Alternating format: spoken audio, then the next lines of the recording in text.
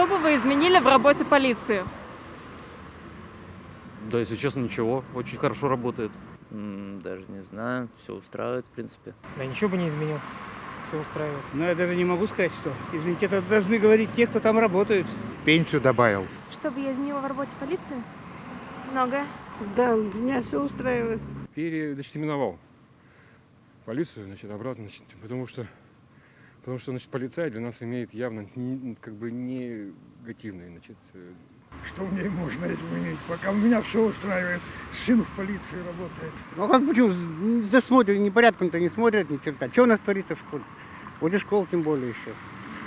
В городе тоже, я бы сказал, то порядок надо, порядок. Бандитов ловили побольше. Не знаю, что вам ответить. Ну, я не знаю, как они там работают. По телевизору, если смотришь, это кошмар один.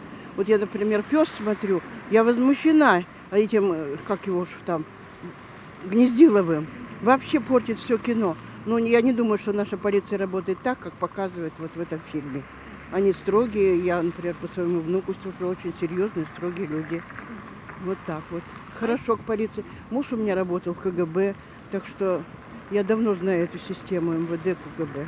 Сделал бы ее более открытой и гласной, для того, чтобы простые граждане могли там по интернету, например, интересоваться количеством там совершенных преступлений, количеством раскрытых, статистику видеть.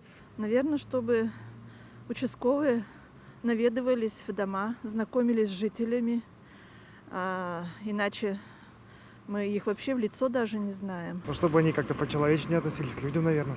Я бы, во-первых, название изменила бы, чтобы никогда полицейских у нас не было, только милиция. Ну, не знаю, у меня муж 25 лет полицейским проработал. У него лучше спросить.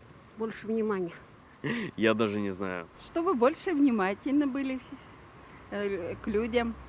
Все это. Что еще такое? У меня вот самой муж работал в милиции всю жизнь. Так я была очень довольна.